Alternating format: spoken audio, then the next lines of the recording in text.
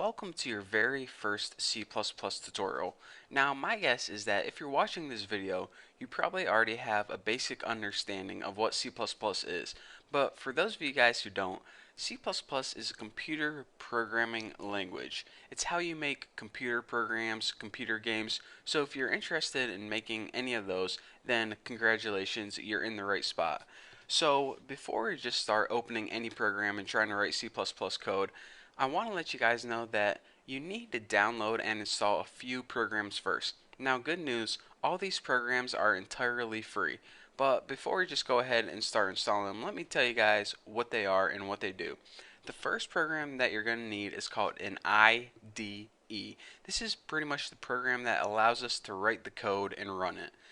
Aside from that, we need something called a compiler.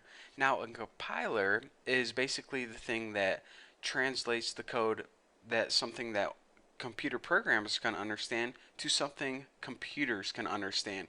So we're going to be typing code, and it's going to be easy for us to read and understand what's going on, but in order to translate it to a bunch of ones and zeros that the computer can understand, we need that compiler. So with that being said, a lot of people download these separately. They download an IDE and then they download a compiler. But what I'm going to be doing is I'm going to be showing you guys a program that is going to allow you to download it and install it all in one big shebang. So let's go ahead and open Google, and like I said, don't worry about paying for anything because this program is entirely free. So anyways, like I said, go ahead and open Google and type in code blocks and go ahead and press enter. Now the first link that's going to pop up is probably going to be for codeblocks.org. So go ahead and click that, and this is the program that we're going to be downloading. So of course we need to find the download link. You can either click on this one on the left or this one on top, it doesn't matter. Go ahead and click on one of those, and we see a couple options here. Download the binary release, download the source code, or retrieve source code from SVN. We're going to want to download the binary release. It's the easiest and most simple way to download this program, Code Blocks. So go ahead and click download binary release and check it out. It gives us all these options. Now, depending on what platform you're running, most of you guys will probably be running Windows. You're going to want to choose one of these options. But for those of you running Linux, and they also have a Mac version down here, you might want to choose these. But for most of us, we're going to be running this on a Windows machine. So you're saying, alright, now we have it narrowed down to two choices, CodeBlocks 10.05 setup or CodeBlocks 10.05 MINGW setup. What we want to do is we want to download this second one, the one that says MINGW. Now this version 10.05 may be different depending on when you're watching this tutorial and if they updated CodeBlocks, but make sure you get the one that says MINGW.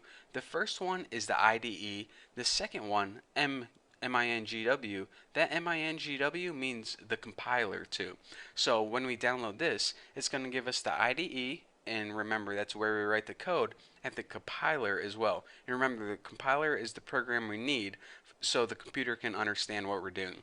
So go ahead and you can either download it from Barely OS or SourceForge.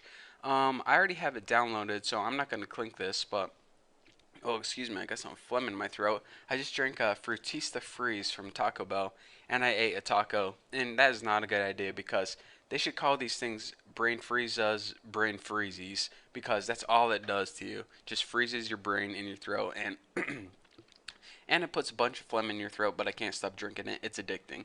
So anyways, go ahead and click this link from sourceforge.net and go ahead and save the file.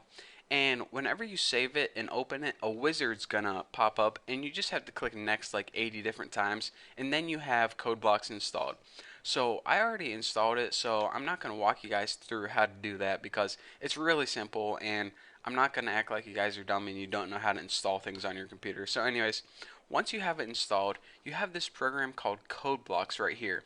Now you probably have it on your all programs. You might have it under CodeBlocks. What I like to do is right click it and just send it to desktop, and what that's going to do is it's going to give you a nice little icon on your desktop.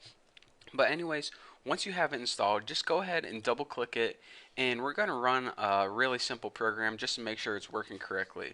So go ahead, it gives you these tips, close them out. what we're going to want to do is create a new project, and you can either do that by creating this new project right here, but what I like to do is I like to go up to the file menu and click new project. Now it's going to give you a list of a bunch of different projects you're going to want to create. What we're going to want to choose is console application. This is what you're going to be choosing most of the time. This pretty much means a basic program for the computer. So just go ahead and select this and press go, and make sure you're working in C++. C is a totally different language. We don't want that. So C++, go ahead and click next, and now name your project anything you want. I'm going to name mine YouTube, why not? And you can save it wherever you want. I might as well just save mine right on desktop. It looks good. But it really doesn't matter where you save it or even what you name your project. Just name it something that's easy to remember. So go ahead and give your project title. Go ahead and click next. And make sure you're using the GNU GCC compiler. Basically everything should be set up by default. Make sure your settings look the same as mine. As long as you didn't hit anything by accident, you should be good to go. So go ahead and click finish, and you see that nothing pops up by default.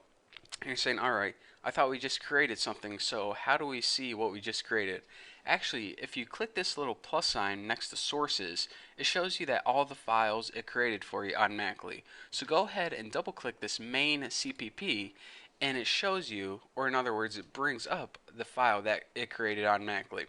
So this is actually the core basics of a very simple C++ program. We don't understand what anything means right now, but trust me, it's a very simple computer program that the only thing it does is it prints out hello world on the screen.